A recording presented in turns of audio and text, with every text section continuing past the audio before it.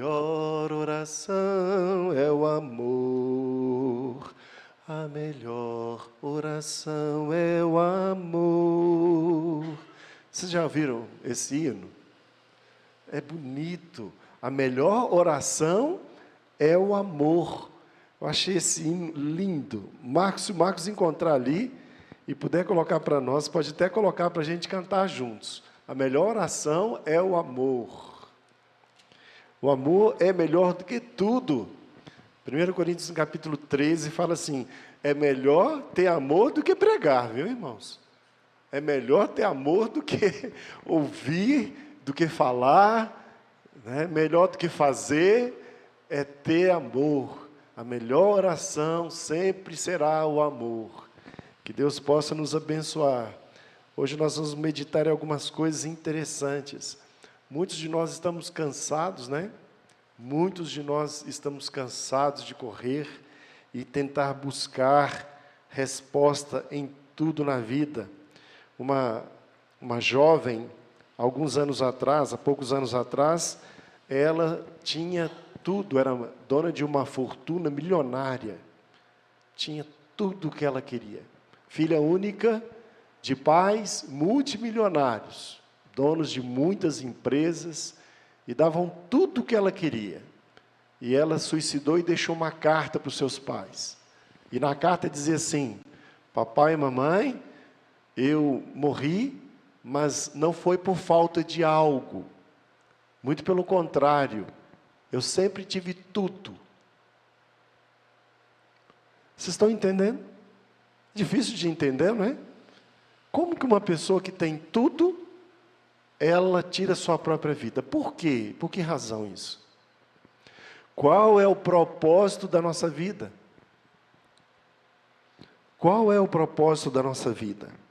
Nós vamos meditar nas palavras hoje do sábio Salomão e tentar entender qual é o propósito da vida. Eclesiastes, no capítulo 2.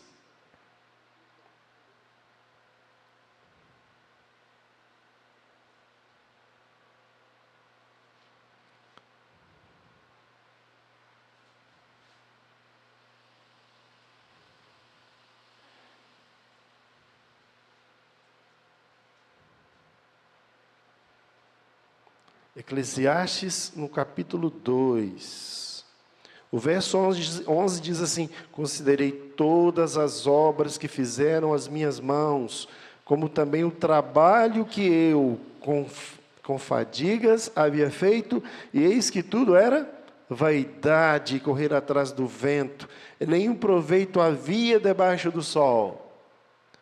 Por quê?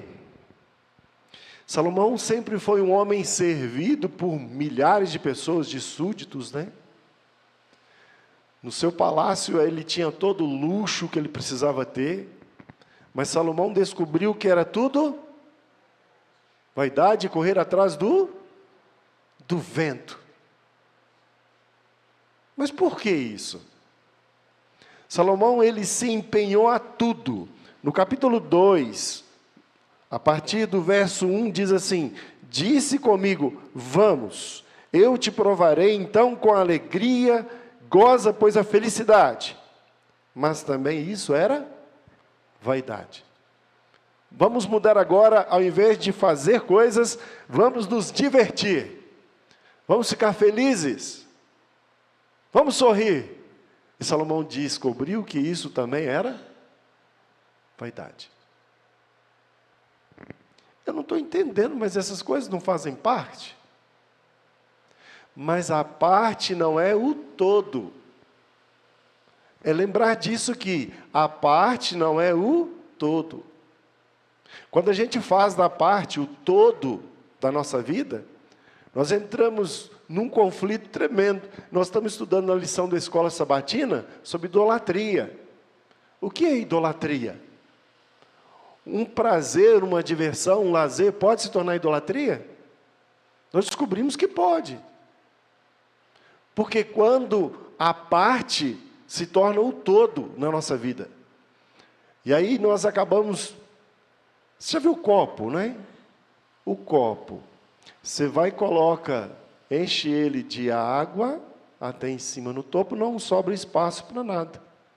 Não é verdade? Então, são gotinhas, na verdade, são gotas de um todo. Mas que todo é esse? Qual é o propósito das nossas vidas? Para que nós viemos ao mundo? Então, veja bem, Salomão tentou aplicar-se a construir coisas, fazer coisas, descobrir coisas, mas nada daquilo dava em nada. Eu quero falar para vocês a vida de um coreano, chamado Yong-Hong Kim. Hoje ele tem a maior inteligência do mundo. Ele tem 270 de QI. O que é um QI? Normalmente as pessoas têm 100 de QI. As pessoas têm 100. Pessoas normais têm 100 de QI. Pessoas conseguem pensar, tá bom? Elas têm 100 de QI. Mas esse sul-coreano, é esse que está aqui na foto, ele tem 270. Ou seja, vocês já viram falar que 3 cabeças pensam melhor que uma? Imagina uma pessoa só com 3 cabeças. É esse sujeito aqui, ó. Uma pessoa só com 3 cabeças. Um estuda ciência e medicina, o outro estuda tecnologia e o outro estuda o quê? Pode pensar em alguma coisa aí. É isso mesmo. Nutricionismo, vamos pôr aí. Então, ele tem isso tudo numa cabeça só. Ele consegue aprender com uma facilidade extrema. Super inteligente. O homem mais inteligente da história do mundo é esse sujeito aqui, ó. E ele existe hoje, está vivo. E uma coisa que ele falou que é muito interessante. E eu só quero perguntar uma coisa aqui para vocês. Vocês acham que quanto mais inteligente a pessoa, ela consegue com mais facilidade perceber a existência de Deus e a presença de Deus, ou não? Sim. Quanto mais rica, não. Quanto mais rico, menos ele precisa de Deus, menos ele vai querer a presença de Deus. Mas quanto mais inteligente, ele percebe com mais facilidade a existência de Deus. A Bíblia fala assim que os céus anunciam a glória de Deus e o firmamento, as obras das suas mãos. É possível perceber na natureza criada a existência de Deus. Então, se uma pessoa é inteligente, ele vai perceber isso. E uma coisa interessante, ele consegue perceber a presença de Deus, onde nós não conseguimos, por causa da sua grande quantidade de inteligência. E ele disse essa frase aqui: Jesus volta nessa geração. Interessante, não é? Ele diz: Jesus volta nesta geração. Qual é o propósito da vida? A preocupação desse homem aqui, sabe qual que é? Ele diz assim: o mundo precisa saber que Jesus em breve vai voltar. O homem mais inteligente de toda a história desse mundo. Albert Einstein, só para a gente ter uma noção, ele tinha 160 de QI. 160. Esse homem tem 270, ele tem 110 a mais. Que facilidade para perceber a existência de Deus. Os homens inteligentes, eles aceitaram a Deus. Isaac Newton foi um cientista famoso. Isaac Newton nós conhecemos. Defendeu a fé e a Bíblia Sagrada. Defendeu os dois. A fé cristã e a palavra de Deus, como uma regra de fé e um princípio de vida. Precisamos crer que os homens mais inteligentes do mundo, eles têm essa noção da existência de Deus e da volta de Jesus. E nós? Muito bem. Quando Jesus voltar, o que vai ser pedido para nós? O que vocês acham que será o critério para a salvação? Eu quero ouvir vocês. Qual será o critério para a salvação? Vocês lembram que o jovem rico falou para Jesus? Ele disse o quê? Jesus virou para ele e falou assim, ele perguntou, mestre, o que eu devo fazer para herdar a vida eterna? E Jesus falou assim para ele, guarda os mandamentos. E o que ele falou?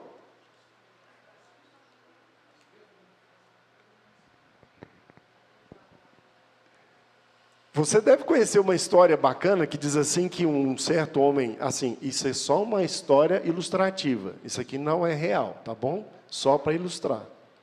Diz que um homem morreu, ele era muito bom, e aí ele subiu para o céu. E lá no céu, ele foi recebido por Deus, pelos anjos, e Deus disse para ele que ele teria que fazer 2 testes, primeiro, antes de entrar no céu. 2 estágios. O primeiro estágio, ele deveria passar 7 dias no inferno. E o segundo estágio, 7 dias no céu, e depois ele daria para Deus uma resposta se ele de fato gostaria de entrar no céu. A pergunta de Deus para nós sempre é a mesma. Você quer morar comigo?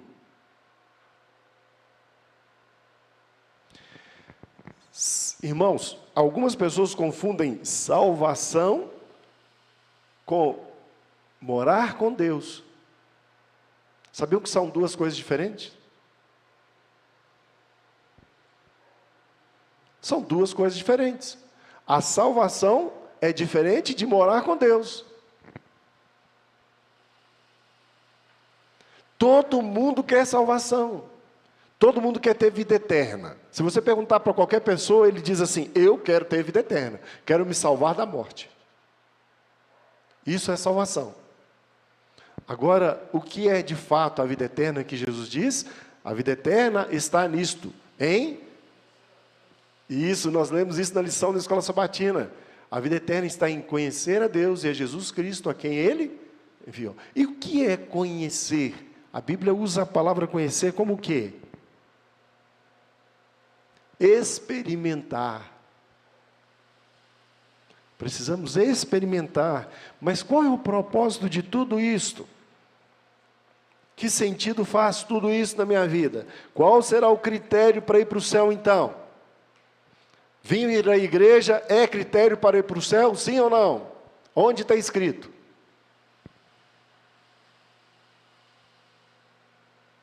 Eu preciso saber onde está escrito.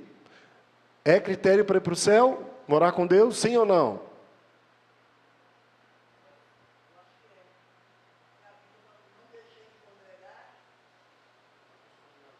Sim, mas... Sim, não deixei de congregar.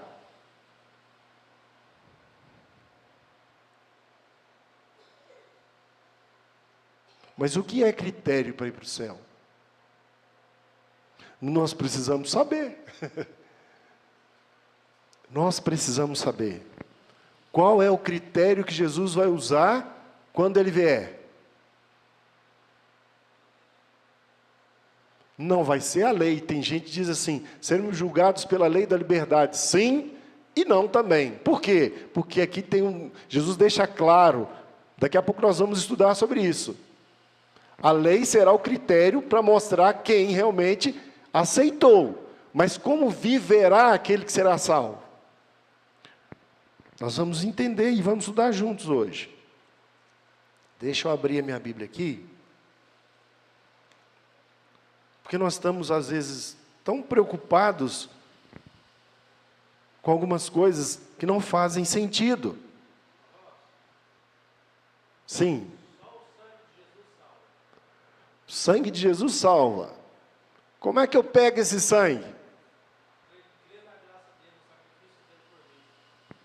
Sim, mas o diabo crê também. Ele crê.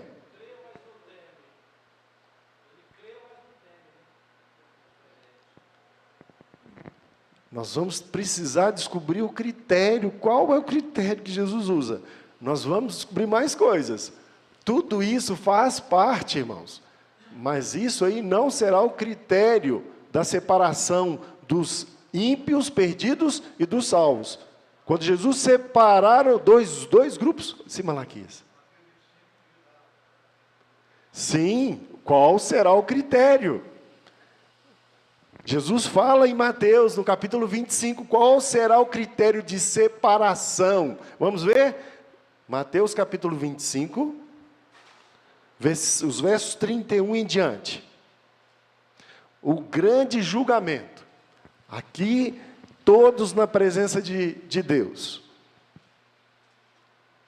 E esse aqui será o critério pedido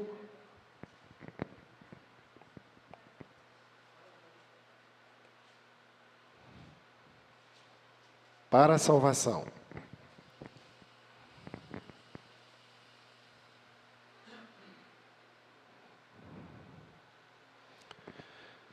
Quando vier o Filho do Homem na sua majestade e todos os anjos com ele, então se assentará no trono da sua glória. E todas as nações serão reunidas em sua presença. Estou no verso 32. E ele separará uns dos outros, como o pastor separa os cabritos as ovelhas. E porá as ovelhas à sua direita, mas os cabritos à esquerda. Então dirá o rei aos que estiverem à sua direita: vinde, benditos de meu Pai, entrai na posse do reino que vos está preparado desde a fundação do mundo. Porque o quê? Tive fome e me deste de comer. Tive sede e me deste de beber. Era forasteiro e me hospedastes. Estava nu e me vestistes, enfermo e me visitastes, preso e fostes ver-me. Então perguntarão os justos: Senhor, quando foi que te vimos com fome e te demos de comer, ou com sede e te demos de beber? E quando te vimos forasteiro, te hospedamos? Ou nu e te vestimos? E quando te vimos enfermo e preso e te fomos visitar? O rei respondendo lhes dirá: em verdade vos afirmo que, sempre que o fizestes a um destes meus pequeninos irmãos, a mim o fizestes. Este aqui é o critério. Guardar a lei é bom? Sim. Me apegar ao sangue de Cristo é importante? Sim. Vir à igreja é importante? Sim. Mas qual é o critério que Jesus irá usar? Amarás, pois, o teu próximo como a ti mesmo. E como é que eu amo o meu próximo? Quando tive fome e deste-me? Quando tive frio, você? Quando eu estava doente, você me foi visitar. E quando eu estava preso, você foi me ver. Esse é o critério. Tem tantas pessoas boas, irmãos, que serão salvas lá fora. Nossa, nós conhecemos muitas pessoas boas na nossa vida, nessa jornada da gente por aí afora. Eu vou falar para vocês uma coisa: eu conheci gente boa de verdade. Irmão que nunca se preocupou com a questão de tirar do bolso o seu dinheiro para ajudar e socorrer o seu irmão. Benção que nós temos aqui também. Mas, irmãos, isso é muito importante. Tudo aquilo que nós temos. O que nós temos? É talento, tesouro, o que mais? Talento, tesouro, tempo. São quantos desses? 4? É talento, tesouro, tempo. Eu me esqueci.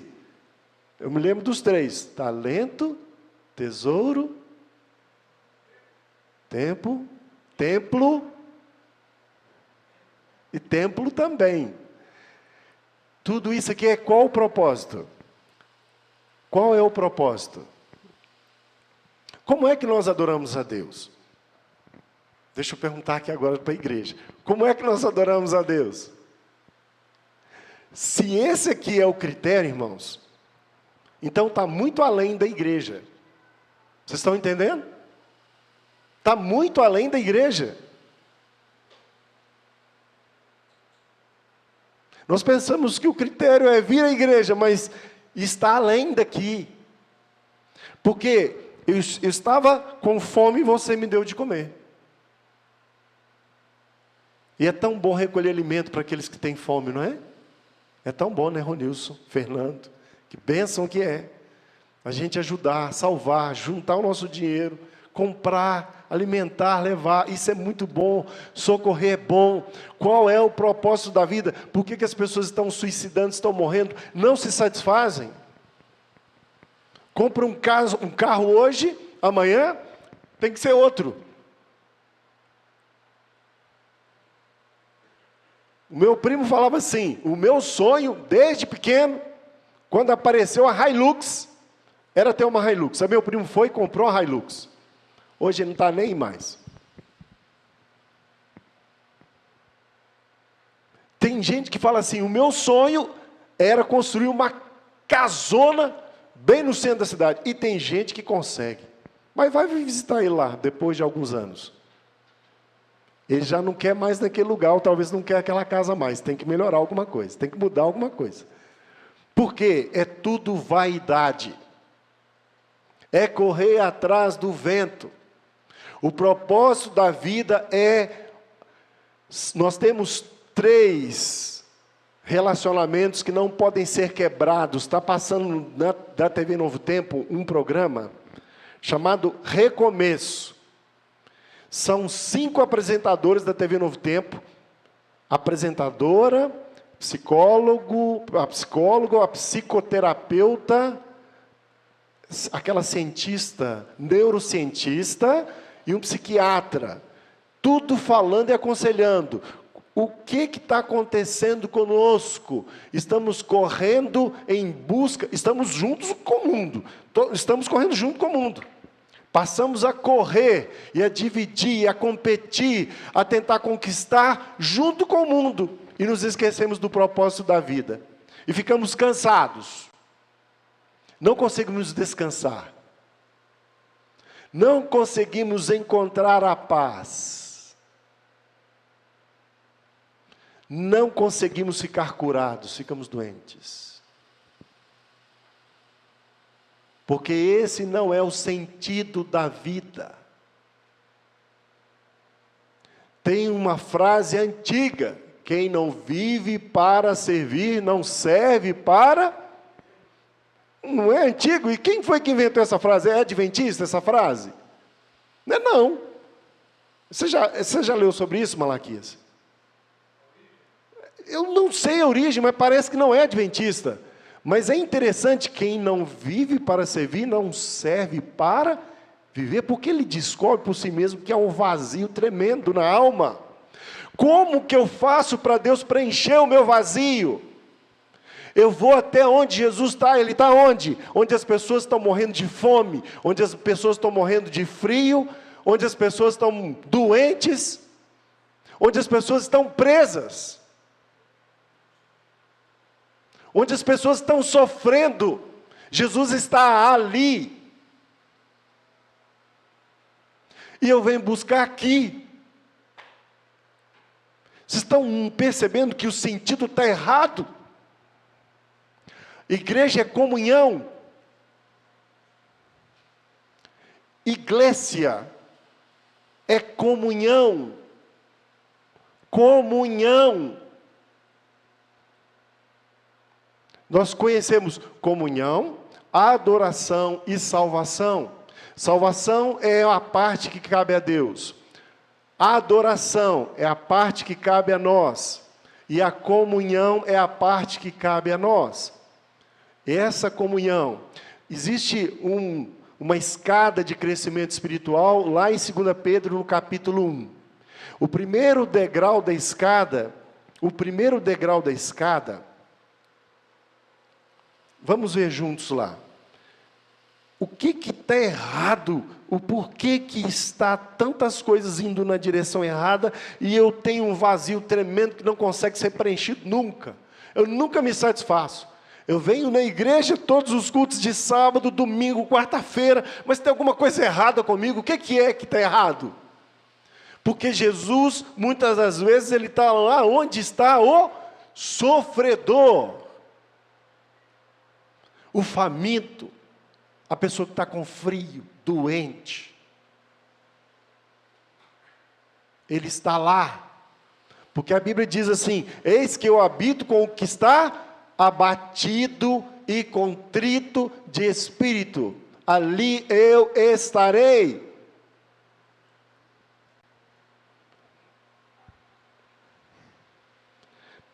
Segunda Pedro, capítulo 1, verso 5. Vamos ver juntos aqui. Qual é o primeiro degrau do crescimento espiritual? Qual é o primeiro degrau que diz aí? O verso 5, capítulo 1, o verso 5. Por isso mesmo vós, reunindo toda a vossa diligência. O que é diligência? Diligência é uma procura, é uma investigação. A diligência no poder jurídico diz que é uma procura, é uma procuração. Então, o primeiro degrau é você procurar. E isso nós já fizemos. Eu preciso procurar a Deus. Preciso conhecer a Deus. E é a procura do ser humano por Deus. Primeiro degrau do crescimento espiritual é o desejo de procurar. E ir à procura. Qual é o segundo degrau? A fé. A fé vem pelo ouvir. E ouvir da palavra de Deus. Portanto, estudo bíblico. Estudo bíblico. Primeiro degrau, procurar, ter o desejo de buscar a Deus. A pessoa vem à igreja, procura alguém que dá estudo bíblico, ele procura ouvir a palavra de Deus. O segundo é o estudo bíblico, é a fé vem pelo ouvir e ouvir da palavra de Deus. Qual que é o terceiro? Virtude. O que é virtude? Jesus diz assim: eu vou pedir ao Pai e descerá sobre vocês a virtude do Espírito Santo. O Espírito Santo nos ajuda o quê? E quando é que nós recebemos o Espírito Santo? No batismo. Então, primeiro, qual que é o primeiro? A busca. O segundo é o estudo bíblico. Ouvir a palavra de Deus, ter o desejo e agora me batizar e ter as virtudes de Cristo, que é o seu Espírito Santo. E qual que é o quarto degrau da escada? Ciência ou conhecimento. Como?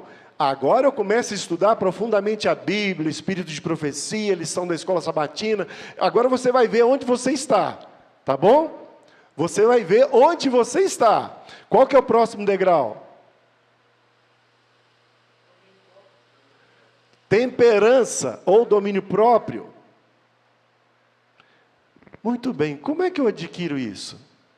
Vocês estão vendo que os degraus estão perfeitos assim, o crescimento? O domínio próprio. A temperança é o quê? O que é temperança? E eu vou falar para vocês aqui bem claro. Alimentação adequada e correta. Alimentação adequada e correta. Seja ela alimentação física ou espiritual. Correta. Isso é uma temperança. Moderação, domínio próprio. Isso leva a ter mais paciência e domínio próprio. Qual que é o próximo degrau? Agora vem a perseverança, e algumas versões dizem que agora é a paciência, não é? Vocês estão vendo aqui?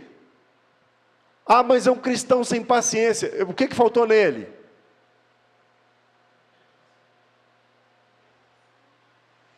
O quarto degrau, ele caiu no quarto degrau. Como é que ele vai subir os outros? Como que um cristão que cai no quarto degrau, ele vai chegar no nono? Como que uma pessoa que cai num degrau, ele vai chegar no último? Ele vai ter que voltar lá embaixo, começar de novo e tentar passar aquele degrau que ele caiu. Se ele não passar o degrau, ele não vai crescer. E qual que é o próximo degrau?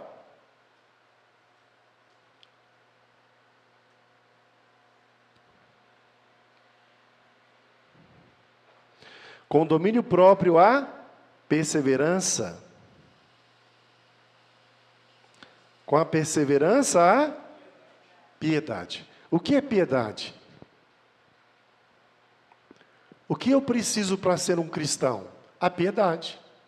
Então, o cristão, para ele ser piedoso e ser um cristão de verdade, ele precisa ter passado por esses degraus aqui. Ele precisa passar por esse processo de crescimento espiritual. Vocês vão ver agora qual é o propósito da minha vida. E depois, agora eu consigo chegar aonde? Depois da vida cristã de fato. Agora eu tenho uma vida cristã de fato. Por quê? Eu já conheci, eu busquei, me batizei, eu fiz estudos bíblicos, eu estudo, pesquiso, estudo a Bíblia, o Espírito de Profecia, lição da escola sabatina profundamente. Agora eu consegui chegar na temperança, no domínio próprio, porque eu tenho controle alimentar, eu alimento da forma correta, e agora tem que ser assim, irmãos, não tem outro caminho. Algumas pessoas pensam assim, tem sim, não tem. Sem a santificação, Hebreus capítulo 13, me parece que o verso 12, sem a santificação ninguém verá a Deus. Sem santificação ninguém verá a Deus. Então você pode vir aqui na igreja, abrir aqui, orar, entrar aqui, estudar a Bíblia, segunda-feira a segunda, sábado a sábado. Você pode vir de domingo a domingo. Não vai resolver. Nós estamos buscando, correndo atrás do vento. Mas o amor consegue fazer o quê? Ele te leva para o último degrau, irmãos. É isso que eu estou tentando apresentar aqui para a igreja. O amor te leva para o último degrau. Você passa em todos esses aqui. Supera todos esses aqui.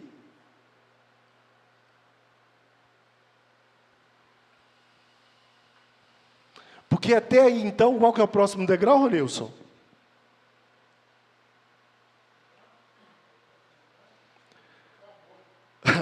Fraternidade, amor fraternal. Eu amo o meu irmão. Se eu não passar por esse processo aqui, todo esse processo aqui, não vai ser perfeito, não. Não dá. Depois, o apóstolo Paulo, Pedro aqui deixa claro, esses são os degraus do crescimento espiritual, um após o outro. Agora eu começo a amar o meu irmão. E depois do amor fraternal?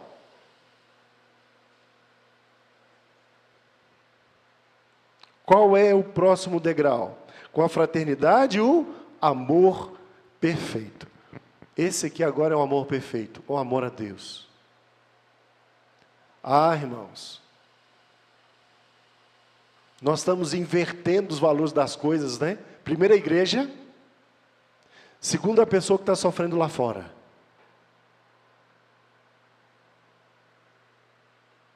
Vocês lembram que o samaritano, ele passava por um caminho, e o que tinha no caminho? Uma pessoa ferida. E ali, quando ele estava, aliás, um pouquinho antes, passou quem? Quem passou? Passou um sacerdote. Sacerdote é o quê? Um pastor. É um pastor. Ele estava indo para onde?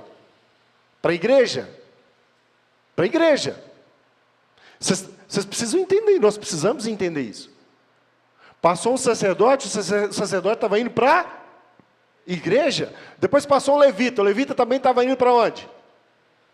Para onde? Para a igreja. Aí veio um samaritano. O samaritano estava indo para onde? Ele não estava indo para a igreja. O samaritano não estava indo para a igreja. Porque ele não poderia ir para a igreja junto com o sacerdote nem com o levita. Os samaritanos não poderiam congregar junto com os judeus, na mesma igreja. Então, o samaritano não estava indo para a igreja.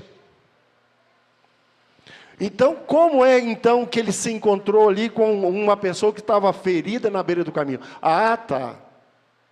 Esse é o propósito. Esse é o propósito da igreja e da vida cristã. O amor. o amor.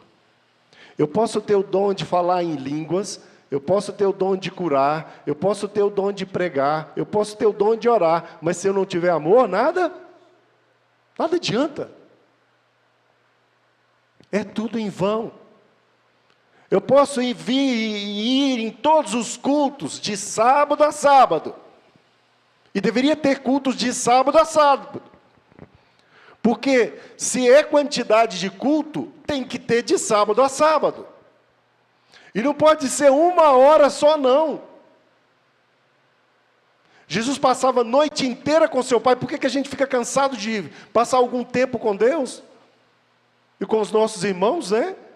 A gente fica cansado. Às vezes a gente fica lá, eu mais o Ronilson, e esse dia a gente fica até 9, 10 horas da noite lá conversando com o pessoal, e a gente não quer nem ir embora, porque o mais gostoso, vocês podem estar perdendo, irmãos. Vocês podem estar perdendo o melhor da festa. E o critério do julgamento, quando Jesus vier, vai ser esse aqui: estava com fome e você me deu de comer. Eu estava com frio e você me vestiu, me cobriu. Eu estava doente e você foi me visitar, orar por mim lá. Irmãos, é bom orar pelas pessoas, mas quando ela estiver doente, vai lá na casa delas, visita elas lá, ora com elas, leva remédio para elas. Leva remédio natural. O Espírito de Profecia é rico em medicina natural. São 4 livros, né, Malaquias? Falando sobre remédios naturais que nós temos, né? São mais ou menos 4 livros de medicina natural que cura até câncer. Vai lá, visita, ora com a pessoa, leva o remédio para ela. E se ela estiver presa, e às vezes o preso não é só um irmão que não pode vir na igreja. Às vezes é uma pessoa perdida que precisa da palavra de Deus. Precisa de um estudo bíblico. Irmãos, esse será o critério. Mateus capítulo 25, os versos 32 em diante. Vamos voltar lá. Eu só quero concluir aqui. Nós vamos concluir, irmãos. O critério é o amor, o último degrau. Porque o amor cobrirá multidão de... Porque se você vê aquele que precisa de você, atolado em pecado, em sofrimento, se você o socorrer, o amor cobrirá multidão de pecados. Tiago, capítulo 2. Também tem outra passagem que fala sobre esse amor. Viu, irmãos? Estamos mudando as coisas. Vir na igreja é especial demais. Eu não posso perder um culto, mas eu posso perder alguém que está caído no buraco. O que os judeus, os fariseus estavam fazendo? Podia cair no buraco o quê? O que podia cair no buraco para eles? Podia cair uma pessoa, um ser humano. Mas a ovelha deles não. Não podia cair no buraco. Vocês estão vendo que a gente está invertendo os valores? Eu não posso ficar doente, eu vou para a igreja orar. Mas aquele que não pode vir para a igreja, eu deixo ele lá. Eu estou invertendo os valores espirituais. Transformando a igreja em ponto de salvação. E deixando o próximo como sendo qualquer coisa. Lembra da parábola do bom samaritano? Passou um sacerdote que ia para a igreja e deixou uma pessoa ferida ali. Passou um levita que também ia para a igreja, deixou a pessoa ferida ali. Por último, passa uma pessoa que nem lá ia para a igreja, mas ele socorreu, e ele foi o bom samaritano. O que ele fez pelo homem? Ele pegou o homem, ele tratou do homem, curou as feridas dele, e fez o quê? Largou ele ali? O que ele fez? Mas aí ele não teve tempo de ir para a igreja. E aí como é que faz? Vocês estão entendendo que os valores, Jesus está ensinando e mostrando aqui, irmãos. A mulher lá no poço, junto lá no poço lá, a mulher samaritana também, lá no poço. Vocês lembram o que Jesus falou para ela? Ela fez uma pergunta para Jesus. Qual foi a pergunta que ela fez? Agora a gente precisa lembrar disso aqui. Qual foi a pergunta que a mulher samaritana fez para Jesus?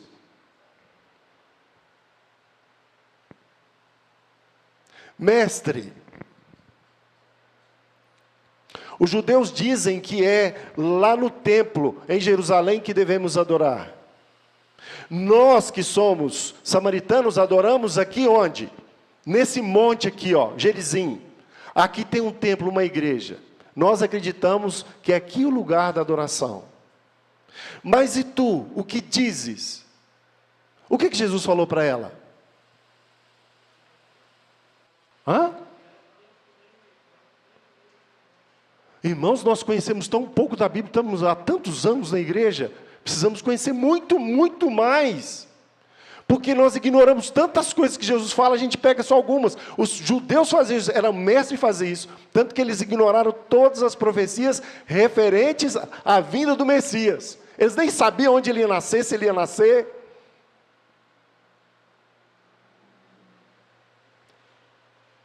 Irmãos, o verdadeiro valor é o meu próximo. Esse vai ser o critério usado por Jesus. O meu próximo, porque ele é o templo ele é a igreja. O meu próximo é a igreja. A melhor ação sempre será o amor. E o critério que Jesus vai usar vai ser o amor pelos meus semelhantes. Que Deus nos abençoe e possamos meditar nisso aqui. A verdadeira cura está em ir até o primeiro lugar. Deus já deixou para nós cura. Temos 4 livros. 4 livros para tratar das nossas doenças e enfermidades. A Bíblia é o 5º livro com princípios eternos. E nós precisamos entender isso. Que o critério que Jesus vai usar, ele vai fazer estas perguntas aqui para mim. Você foi me visitar? Você levou alimento para mim? Você me cobriu quando eu estava com frio? Você sarou as minhas feridas? E quando eu estava preso? Que Deus nos abençoe, irmãos. Possamos crescer espiritualmente para a honra e glória de Deus, todos os dias. Tendo em nossa mente, em nosso coração, que eu preciso conhecer a Jesus de pertinho, onde Ele está. Amém? Vamos ficar, mais uma vez, vamos ficar de joelhos para nós encerrarmos.